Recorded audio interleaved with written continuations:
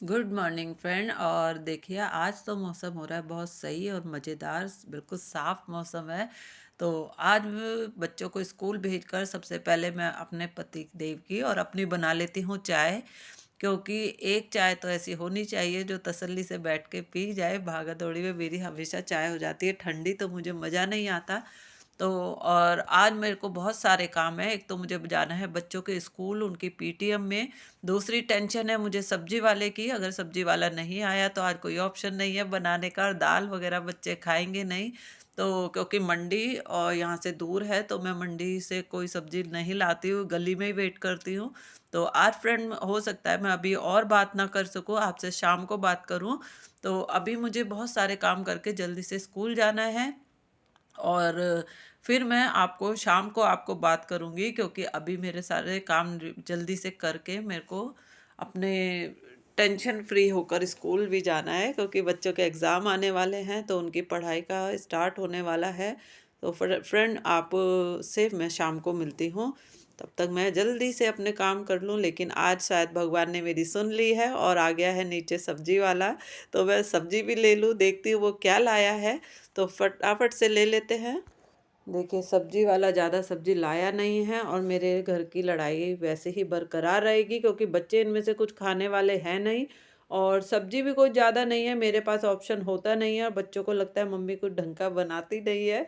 तो ये लड़ाई हमारी चलती रहेगी। तो मुझे जो समझ में आया फ़िलहाल मैंने वो ले लिया है, और मिलते हैं शाम को। बाय। हेलो फ्रेंड, नमस्कार। सविता शर्मा के ब्लॉग में आपका स्वागत है। तो आप सोच रहे होंगे आज ये कहाँ आ गई है। तो मैं फ्रेंड शाम को अपने खाने की तैयारी कर रही हूँ, लेकिन मन में कुछ बातें चल रही थी तो मैंने सोचा आप लोगों से शेयर किया जाए। मैं वैसे अपना खाना खाने की तैयारी कर रही थी, बच्चों के एग्ज़ाम है तो आज मैं गई थी इनके स्कूल पीटीएम में, और उसके बाद चली गई थी दीदी के यहाँ पर, क्योंकि मुझे पता था इसके बाद अब टाइम मिलना थोड़ा सा मुश्किल है, क्योंकि एग्ज़ाम शुरू हो जाएंगे तो पूरा महीना निकल जाएगा और दीदी से मैं मिल नहीं पाऊंगी। तो मैं आज होके आई थी और बच्चों को भी ले गई थी। तो मैं अभी आई थी, खाने की तैयारी कर रही थी किचन में, लेकिन कुछ बातें थी जहन में जो चल रही थी, तो मैंने कहा कोई नहीं, आपसे बात कर ली जाए तो थोड़ा मन हल्का हो जाएगा। तो फ्रेंड आज के टाइम में अगर आप किसी के साथ भलाई करें तो 10 बार नहीं, 20 बार नहीं, 50 बार सोच के तब भलाई करिएगा। क्योंकि जब आप भलाई करेंगे तो आपके अगर नेचर है तो आप उसे बिना लालच के और बिना उसके किसी की हेल्प करते हैं। और जब वो हेल्प लेने वाला है, हेल्प लेने के बाद आपको इग्नोर करेगा, आपको ताने देगा, आपको शर्मिंदा करेगा और एहसान भी नहीं मानेगा, आपके लिए कांटे बिछा देगा, तो आपको भी दिक्कत होगी। और जो मन टूटता है वो तो जाहिर सी बात ही है। तो फ्रेंड अगर आप ऐसा करें तो मेरी राय है बहुत बार सोच लीजिएगा, क्योंकि ये मेरे साथ बहुत बार हो चुका है। आदत से मजबूर हूँ कि कोई मेरे सामने इमोशनल बातें करता है या इमोशनली कुछ कहता है तो मुझे लगता है कि यहाँ हेल्प करनी चाहिए, तो मैं खुद ही आगे बढ़कर हेल्प कर देती हूँ। लेकिन अब मुझे ज़िंदगी ने ये सिखाया है कि पेरेंट्स ये सिखाते थे आगे बढ़कर खुद हेल्प करो, बिना किसी के मांगे, अगर आपको लगता है कि आपकी हेल्प की ज़रूरत है। लेकिन अब ज़िंदगी ने सिखाया है कि बिना मांगे किसी की हेल्प नहीं करनी है। और अब मैंने भी यही सोचा है कि बिना मांगे मैं किसी की हेल्प करने वाली नहीं हूँ। और क्योंकि अपना भी एक स्वाभिमान होता है, अपनी भी एक रिस्पेक्ट होती है। और सबसे बड़ी मेरे साथ दिक्कत जो चलती है वो ये चलती है कि मेरे माँ बाप ने मुझे स्वाभिमान से जीना सिखाया, और साथ में बड़े इज्जत के साथ जीना सिखाया है। और यही सिखाया है कि हेल्प करनी चाहिए। और जो मेरा ये स्वाभिमान से जीना है और अपनी ज़िंदगी में खुश रह के जीना है, ये बहुत लोगों को रास नहीं आता। उन लोगों को परेशानी होती है मुझे देखकर, मुझे नहीं पता क्यों, लेकिन बहुत लोग हैं जिनको इन चीज़ों से परेशानी होती है।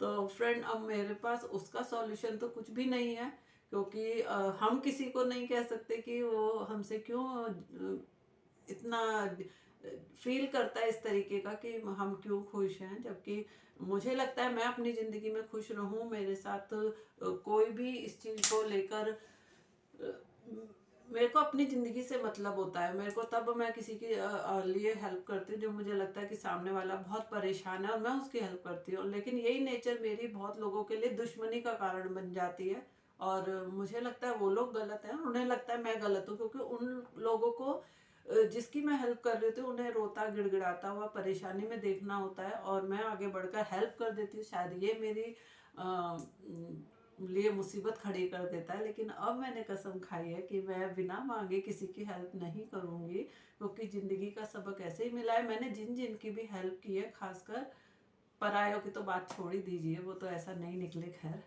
तो जिन जिन की भी हेल्प की है फ्रेंड, उन्होंने ही इतना शर्मिंदा किया है कि हम लोगों को खुद ही कहीं ये सोचने पे मजबूर कर दिया कि हमारी गलती कहाँ थी। तो फ्रेंड, मैं तो हूँ अपनी ज़िंदगी में बहुत ही खुश और मुझे अब किसी से कोई लेना देना ऐसा नहीं है। और मुझे लगता है कि जिनको जो प्रॉब्लम है वो उस प्रॉब्लम से खुद ही निपटें, क्योंकि मुझे अब किसी से कोई ऐसा ना तो नाराज़गी है ना कुछ है। मैं अपनी ज़िंदगी में खुश हूँ। मेरी फैमिली बहुत अच्छी है और मेरे हस्बैंड बहुत अच्छे हैं, जो मुझे हर चीज़ में कोऑपरेट करते हैं और आगे बढ़ने में हेल्प करते हैं।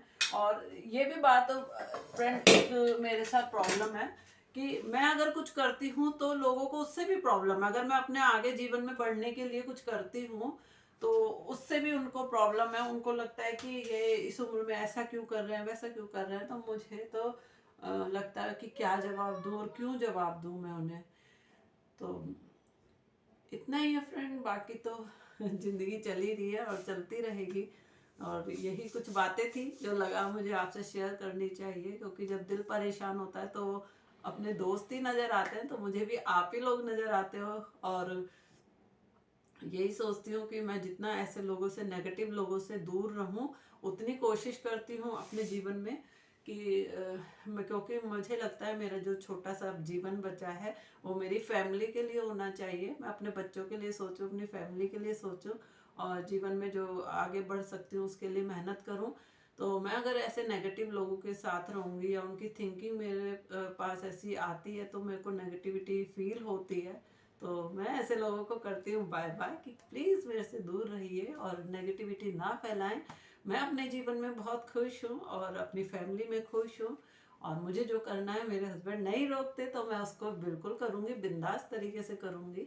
तो फ्रेंड, अभी के लिए इतना ही। और आपको मेरी ये बात कैसी लगी, आप कमेंट करके ज़रूर बताइएगा ताकि मुझे भी लगे कि, क्योंकि फ्रेंड जब मैं आप लोगों से बात शेयर कर लेती तो मुझे थोड़ा सा अच्छा फील होता है, तो मैं इसलिए शेयर करती हूँ आपसे। और मैं डीमोटिवेट नहीं होती हूँ, और लेकिन हाँ, परेशानी होती है जब हम किसी की बिना किसी लालच के और परेशानी को समझकर हेल्प करते हैं और वो लोग जब अपना असली रूप दिखाते हैं तो मुझे दुख होता है।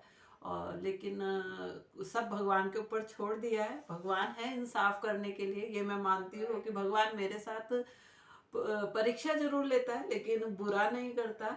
और बुरा नहीं करता, इसका नतीजा ये है कि मेरे को मेरे हस्बैंड बहुत अच्छे मिले हैं, कोऑपरेटिव मिले हैं, बहुत ध्यान रखते हैं और रोकते टोकते नहीं हैं। आगे बढ़ने के लिए हमेशा मेरे को मोटिवेट करते हैं।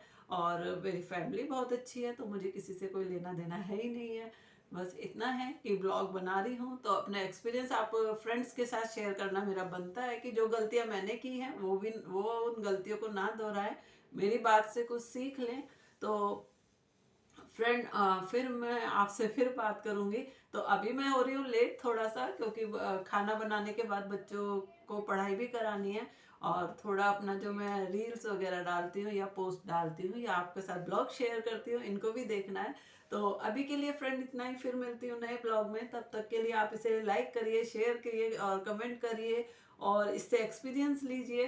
तो मिलती हूँ नए ब्लॉग में, तब तक के लिए बाय बाय। अपना ध्यान रखिएगा और जो मैंने कहा है उसे भी ध्यान रखिएगा। Bye bye.